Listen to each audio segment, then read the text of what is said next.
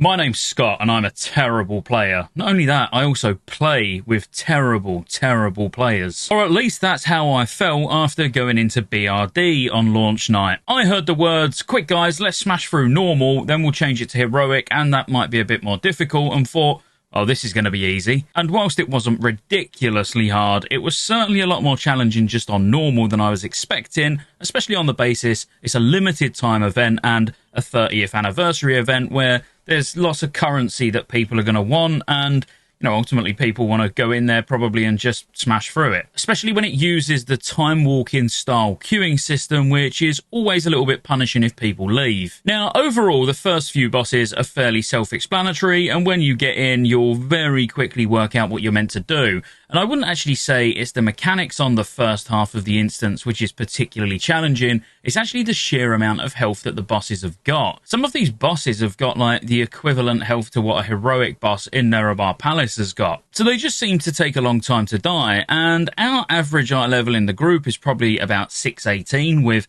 our tank being as high as 627 and the lowest DPS in our group being 606. But then everybody else is like 618, 619, 620, like those sort of eye levels. So it's not even like anybody could really use an upgrade from here. We was purely doing it just for a bit of practice before we then switched it to heroic, which we didn't even get time to do. The full clear probably took us a good 2.5 hours, I would say, where we was expecting an hour in, out, set to heroic, probably a couple of hours in there. I would say the first boss that you might find any difficulty with would probably be Golem Lord, and then the 7 is maybe where your group falls apart, because honestly it's not much fun, but trust me, it gets worse. General Angerforge makes one of the worst rooms in World of Warcraft history even worse. Ambassador Flamelash needs a lot of DPS to be able to get certain things down during the fight, and the final fight being the Emperor, whilst it's actually incredibly fun and a really well scripted fight, it's actually one of probably my favourite fights in there that I did. But for a normal raid, it's not particularly forgiving, because in the last phase you can very quickly run out of room, there's a lot of things to avoid, and ultimately kind of not the sort of challenge you would expect in normal. Now, firstly, before I actually dive into the bosses a little bit, I do want to apologise, because if this goes through nerfs in the next sort of 24 hours before this video goes out, this might be completely irrelevant, so you can just use this as a night one reaction to BRD if you want,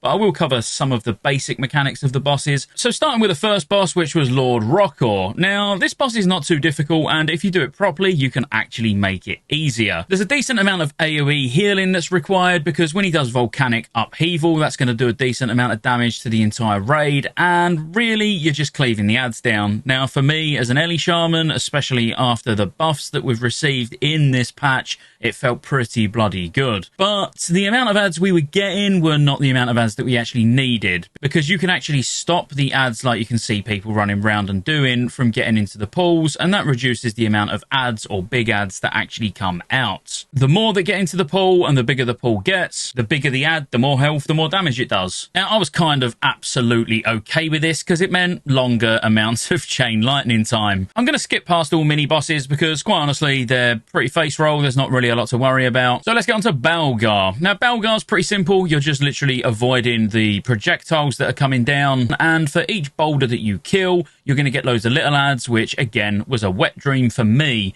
Now, you're going to need one boulder up at least, because when he does this ability here called Molten Furnace, you need to be line of sighting him. The thing is, we were not only doing this completely blind, but also with no timers of any description at all. So when he's casting Shatter now, we ideally want no boulders alive, because these are about to do a load of damage to the raid. So you want to make sure that you've always got at least one of the boulders ready for when he does Molten Furnace, but when Shatter's coming in, you ideally want no boulders at all, because after the Shatter, you're always going to get a new set of boulders come in before the next Molten Furnace. So really then, it just cycles. You kill boulders, you kill adds, you make sure you've got one boulder that's fairly central for everyone to stand behind before Furnace, kill the boulder that you was just stood behind, and you know you're going to get new ones again before the next time you need to use them. Honestly, that's it. Just rinse and repeat. If you're tanks, you're just going to have two tanks that are stood together, because he does a giant slice, which splits the damage between all the people in front of him that he hits.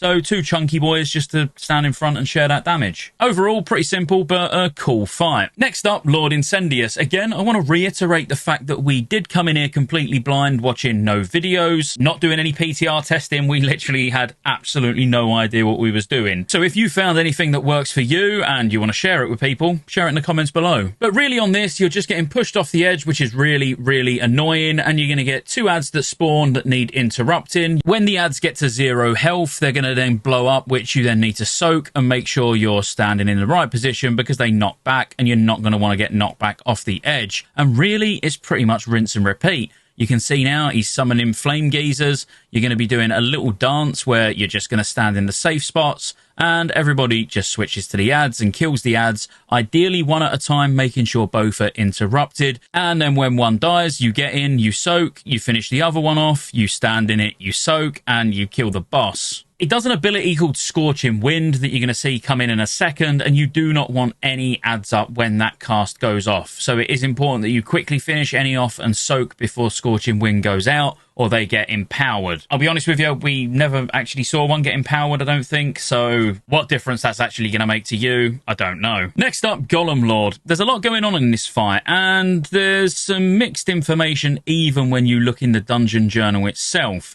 Because it does say, when a golem's destroyed, the remaining golems inflict 50% additional damage until the end of the encounter, and this affects stacks. But when you go to the abilities, they've got a shared health pool, and I can confirm killing these, they definitely do have a shared health pool. And I think even on Heroic, they've got a shared health pool, so don't know. But there's quite a few things to look out for on this fight, but the general gist of it is the flamethrower from Magmatron can be used to clear the poison pools on the floor. You want to soak as many orbs as you can that are coming in so you get the damage buff and not the boss. There's a ball that bounces around that you can see now where you just need to make sure it doesn't hit the floor or it's going to do a crap ton of damage. You don't want the golems within 10 yards of each other because they'll do double damage and attack quicker as well. If you get beamed and connected to someone, you just want to get next to them. And if you get a big blue circle on you, you move out and explode. The person who's tanking Magmatron can also use Flamethrower to burn off the poison soaked that you'll get on you as well, because this is unavoidable and it just goes on everyone room wide, and it's a 10-second dot, and when the dot runs out, you're then left with poison soaked, which just keeps inflicting about 300,000 damage on everyone. I personally do see a lot of benefit into having everybody stack around the middle, so it's very quick to get rid of this, but we just kind of went in, pulled and panicked. It was a one-shot, but still, I'm sure there's a lot we could have improved on. I mean, generally, as I say, it's just stop the ball from hitting the ground, stand out of bad stuff. That's it, really. Now, the 7 is where it gets interesting, and quite honestly, where I could see pugs falling apart, because it's not entirely clear what's going on most of the time, because it does just feel like one big cluster. You know what I mean. But out of the 7, you're always going to have Angarel and Gloomarel that are going to have Corporeal. So this basically means they can take damage, because the ones that don't have this will take 100% less damage. Now, out of all of the others that are alive, it will rotate through one at a time. The tanks will need to swap when the Sunder armor gets too much, because it inflicts 1.5 million physical damage and increases physical damage taken by 12% for 36 seconds, while the other one does a similar thing, but a bleed. So this is both Angarel and Gloomarel, so really the tanks just need to work out when they're going to tank swap on this. And then the rest of the time, there's just one target that's attackable. And it's easy to tell which one's attackable, because if you look on the right-hand side where the health bars are, you're looking for the one that's got energy. In the middle of your screen as well, it'll tell you that there, for example, Vile Rel has now become corporeal, so you know you can attack him. Now, me personally, I just like the 2 that are always able to take damage to be moved onto the 3rd one that takes damage, and you're basically just moving them around the room with everybody else around the middle. There's a banish that goes out that needs to be dispelled. You just got to hope your healers know where the dispel button is. And then, honestly, there's just loads of circles and stuff that you move out of. Any of the 7 that are currently not able to take damage are also not able to be interrupted. So when they are able to be interrupted, you absolutely should be interrupting everything they cast. Now, the only thing that's really annoying is the constant Blade Storm, where Angarel charges at an enemy and starts just spinning around doing a Blade Storm. You want to move out of this. It only lasts 8 seconds, but it does just feel like there's a lot of movement in the fight. Angarel and Doomarel themselves don't really seem to do any cleave or anything like that. So again, I don't really see any reason not to keep all 3 stacked that can take damage, keep them together, so you can just get maximum cleave out. There's blizzards that go off that you need to move out of. There'll be a green circle like the one you saw there next to me, which if it goes off and you're stood in it, you'll be feared. There's elementals that spawn. There's Felguards that spawn. I would just say for a pug, this feels like a bit of a nightmare. There's just loads going on and it can just cause sheer panic. Like we did. This one probably took the most pulls, I would say, maybe 5 or 6 before we killed it. In fact, I just looked at logs. It was only 2. It felt like we was on this fight a lot longer than we was. But overall, all you're doing is moving from bad stuff and making sure you're attacking the right targets. And again, I can't reiterate enough that the easiest way to know which target to hit without staring at the middle of your screen and seeing which one actually gets corporeal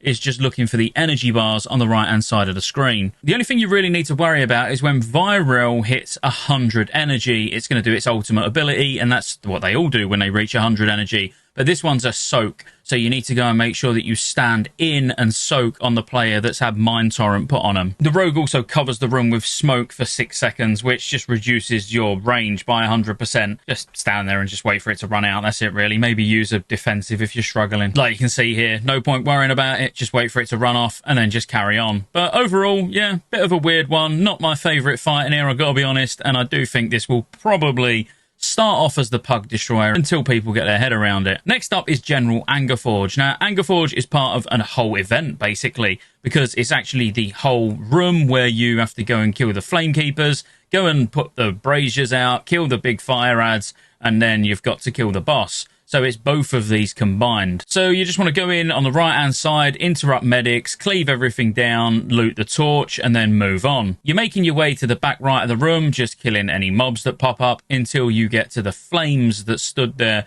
You want to kill him. He's got practically 0 health at all. Although the longer you take, the more stacks it gets and the more damage it does. So you kind of do want to get through here pretty quickly. The person who looted the torch will just light the brazier. You're going to get some ambushes that come in and some mobs that fixate and then blow up. Just keep them stunned, keep them knocked back, whatever. Just AoE them down. They don't really do a lot. But now you're making your way onto the opposite side of the room to where the first Flamekeeper was. Again, you're just pretty much just AoEing everything down and interrupting medics. There's not really a great deal going on. And then you're going to get someone to loot the torch. When you are cleaving all of these down on both sides, you do need to watch out for a little dance that you have to do where you'll see a big patch of fire go down, and then you're going to move into the middle where the fire was, and that's it, really. Once you've got the torch, you're going to head over to the second brazier, kill the ad, and light that as well. So once you've lit this brazier, now it's pretty much boss time, so you're going to be heading into the middle. Now, we didn't really notice the boss doing a great deal, if I'm completely honest with you. The actual getting to the boss is the annoying part.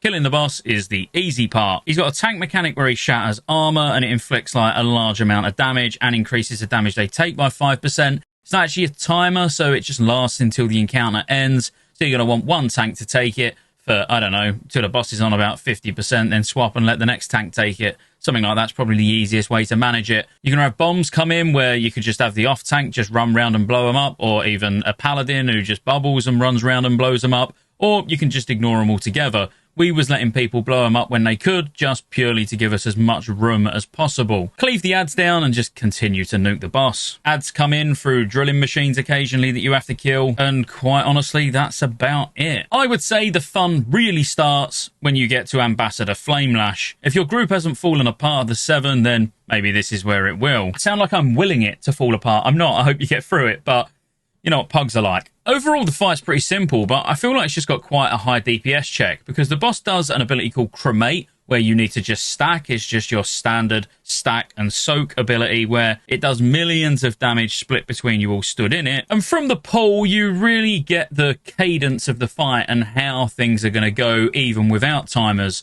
Because first of all, you're going to get fire starters that summon. Now, these fixate on people, so you want to move out because when they blow up, do a lot of damage. So the 2 people with the lines here, you'll see they'll just move out and let them hit them and blow them up outside of the group. Because anyone who's stood in the circle after they blow up, it's going to do a lot of damage. You're then going to get an ad summon that, quite honestly, just needs to be nuked down. Stand out of the circle while it's doing super heat, because the further away you are, the less damage you're going to take, and just full focus the ad. If there's an add up, unless it's right at the end of the fight where you're ignoring everything and burning the boss, always delete these adds as quickly as possible and then stay stacked for cremate. The add also does magma sweep, where it's just a conal that he does about 4 times in a row. Just don't get hit by that. The hardest part is probably this, where you need to run around the room and kill all the anchors, and you need to try and interrupt or stun as many of these adds as possible when they're casting, because it just increases the amount of damage that's going out. But you need to just sweep around the room, take all of the anchors out, and then stack for cremate. And then it's pretty much rinse and repeat. It's just there's some horrible crossovers where you're just going to feel like you're not getting a lot of boss time because you're getting the big adds back to back. You're having to move out with the little adds to blow them up. And then by the time you've knocked about 10% health off of the boss, it's straight back into a portal phase again where you're having to kill the anchors. But generally, as long as you stick to nuke the big adds down, kill the portal anchors, and stack for cremate,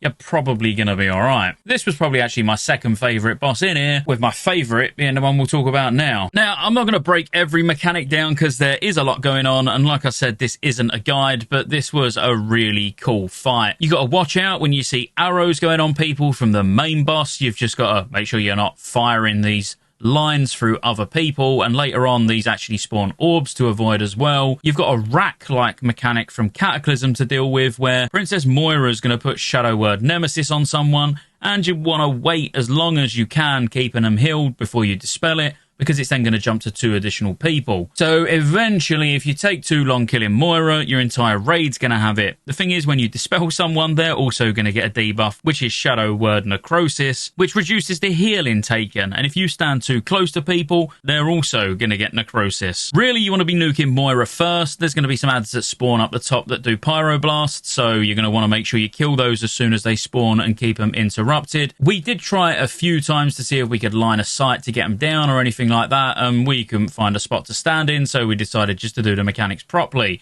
Like you can see now, you get pie slices as well, so just make sure you move out and try and get hit as little as possible, preferably less than I did. And then it's just nuke the boss until you get to the second phase. The difference here is, like you can see, when the arrows go on people and they spread out, once it fires out, you're going to get balls fly all over the air. Just don't let them balls go in your face. And then for the last phase, it's really cool because you're going to get to see Ragnaros, and who don't like seeing Ragnaros? You're going to want to maximize the amount of space in the room that you've got. So you're going to basically have someone that gets a debuff that's called Volcanic Blast. When they've got that Volcanic Blast, you want to stack in it to soak it, but then it leaves a big fire patch behind like you see there. You want to stack these as tightly as you can, and you're just making your way from one end of the room to the other. We even go up on the throne here, like you can see, just to give us a bit more room. It turns out we was getting through the boss quick enough that it wasn't too much of a concern. But when you're working in these tight spaces, it can make it quite difficult to deal with avoiding the balls when the arrows shoot out.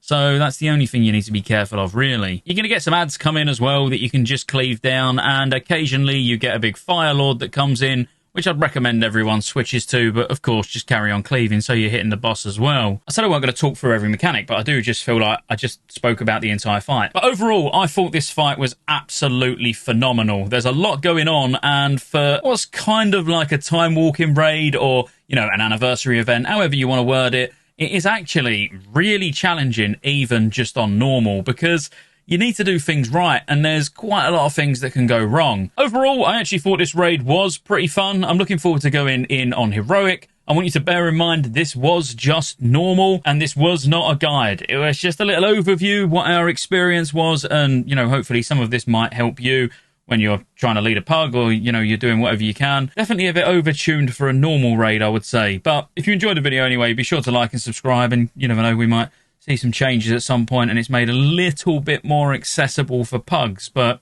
I'll see you on the next one.